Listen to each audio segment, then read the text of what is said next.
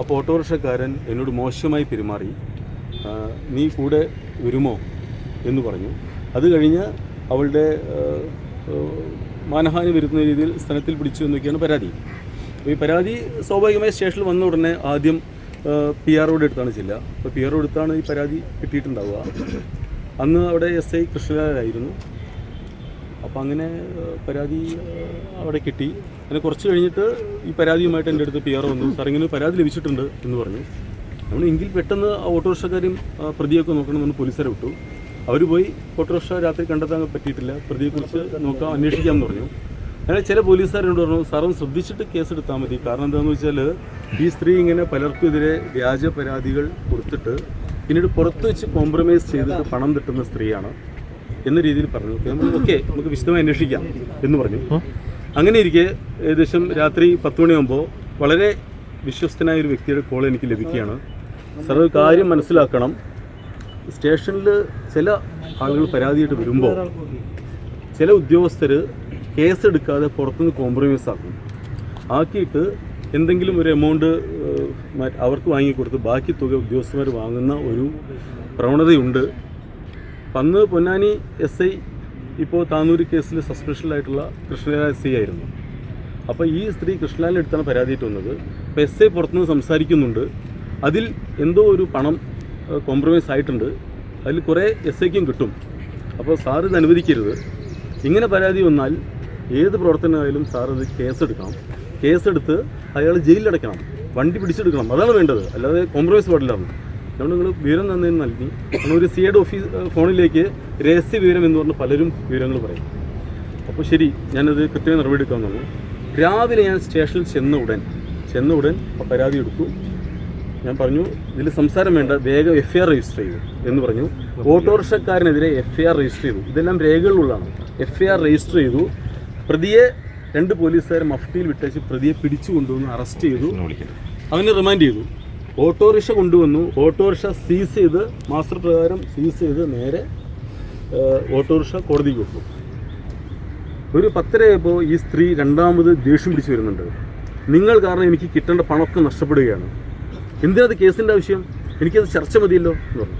നമ്മൾ ചർച്ച എന്ന സംഭവമില്ല, നിയമപരമായ പരാതി കിട്ടിയ കേസെടുക്കുകയാണ് വേണ്ടത്. നിങ്ങളിനി എന്തെങ്കിലും നിങ്ങൾ വനിതാ പോലീസ് വിമൻ ഡെസ്കിലിരിക്കുന്ന പോലീസോട് സംസാരിക്കുമെന്ന് പറഞ്ഞു. പിന്നെയാണ് അറിയുന്നത് ഈ സ്ത്രീ കൃഷ്ണലാലിൻ്റെ വീട്ടിൽ അടുക്കളപ്പണിയൊക്കെ സഹായിച്ചിരുന്ന സ്ത്രീയാണ് എന്ന് വിശ്വസ്തരെന്ന് പറഞ്ഞറിയുന്നത്. ഞാൻ പിന്നെ എൻ്റെ പോലീസ് ഉദ്യോഗസ്ഥരെ എങ്ങനെ മോശമായി പെരുമാറുന്നല്ലാതെ പെരുമാറുന്നതിനെപ്പറ്റി കൂടുതൽ അന്വേഷിച്ച് വ്യക്തിപരമായ കാര്യങ്ങളിൽ കിടക്കാത്ത ആളാണ്. അതുകൊണ്ട് തന്നെ അതിനെപ്പറ്റി കൂടുതൽ അന്വേഷിച്ചില്ല. പിന്നീട് കൃഷ്ണലാൽ പൊന്നാനി സ്റ്റേഷനിൽ നിന്ന് ചില വിഷയങ്ങളെ തുടർന്ന് പൊന്നാനി സ്റ്റേഷനിൽ നിന്ന് ഇദ്ദേഹത്തെ ജില്ലാ പോലീസ് മേധാവി ഇതിനെ ഇടപെട്ടിട്ട് ട്രാൻസ്ഫർ ചെയ്തു. ഇദ്ദേഹത്തിനെതിരെ ചില പരാതികളെക്കുറിച്ചും ഞാൻ കൊടുത്ത ചില റിപ്പോർട്ടിന് ബേസ് ചെയ്തും ട്രാൻസ്ഫർ ചെയ്തു. അങ്ങനെ ഇരിക്കുകയാണ് ഒരു ദിവസം ബെന്നി സാറ് സ്റ്റേഷനിൽ വരുന്നത്. വിനോദിനെതിരെ പരാതി ലഭിച്ചിട്ടുണ്ട്, നിങ്ങൾ ഈ സ്ത്രീയുടെ വീട്ടിൽ പോയിരുന്നോ, നിങ്ങളുമായി ഈ സ്ത്രീ സമ്പർക്കമുണ്ടോ എന്ന് ചോദിച്ചു. അപ്പോൾ ഞാൻ ഏത് സ്ത്രീയെന്ന് ആദ്യം ചോദിച്ചത്. അപ്പോൾ ഈ പരാതിപ്പെട്ട സ്ത്രീയാണ് എന്ന് പറഞ്ഞു.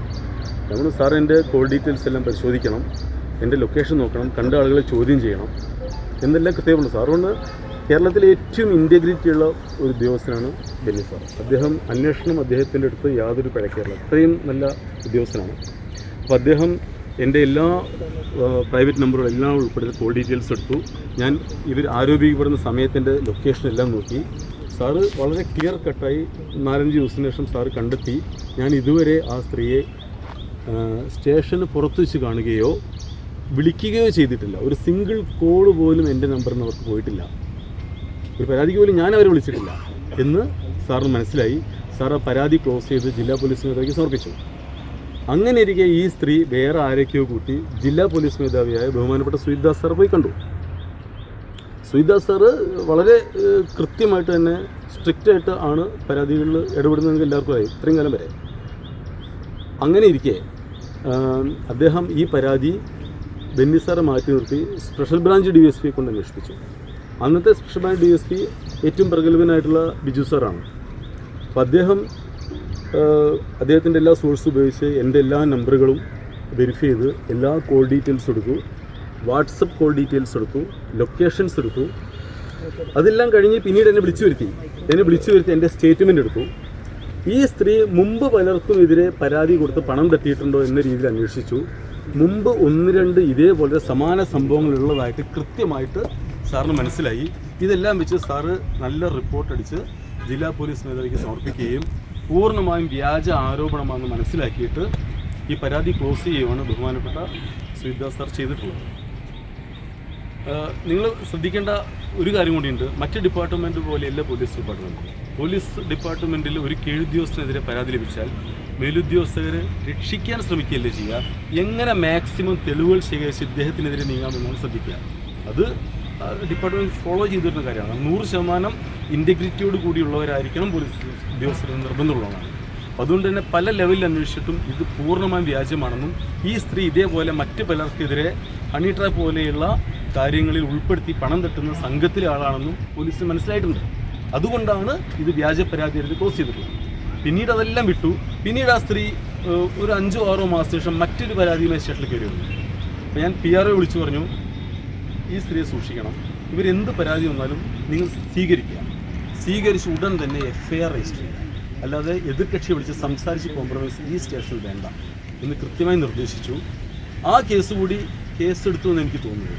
അങ്ങനെ 2 കൊല്ലം മുന്നത്തെ പൂർണ്ണമായി വിളിക്കുന്നില്ല. അതായത് പിന്നീട് ഞാൻ പറയട്ടെ പ്ലീസ്, ഞാൻ പറയട്ടെ, ഈ പരാതിയൊന്നുമില്ല.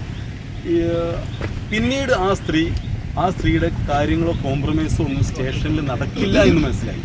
കൃഷ്ണയിൽ ട്രാൻസ്ഫർ ചെയ്യപ്പെടുകയും ചെയ്തു. പിന്നീട് ആ സ്ത്രീ വന്നിട്ടേ ഇല്ല. ഞാനതെല്ലാം മറന്നുപോയി. ഇന്ന് രാവിലെ ഇരിക്കുമ്പോഴാണ് 9 മണിക്ക് അല്ലെങ്കിൽ 8 മണിക്ക് 9 മണിക്ക് ന്യൂസ് ചാനലിലൊക്കെ ഇങ്ങനെ പേഴ്സണലായിട്ടുള്ള ഫോട്ടോയും എന്തോ പീഡന പരാതി എന്ന് വന്നു പറഞ്ഞ് കുടുംബാംഗങ്ങളും എല്ലാവരും വിളിക്കുന്നത്. ഞാനൊരു കാര്യം ചെയ്യട്ടെ, നമ്മളെല്ലാവരും മനുഷ്യന്മാരാണ്. ഒരാളെക്കുറിച്ചുള്ള ഒരു പരാതി വന്നാൽ അതിൽ സത്യസന്ധത അന്വേഷിച്ച് കാമുണ്ടോ എന്ന് കണ്ടെത്തിയ ശേഷം അപമാനപ്പെടുത്തുന്ന രീതിയിൽ ഫോട്ടോ കൊടുക്കുക, അല്ലെങ്കിൽ സത്യസന്ധത കൊടുക്കുകയാണെങ്കിൽ പിന്നെ നമുക്ക് വിശ്വസിക്കാം.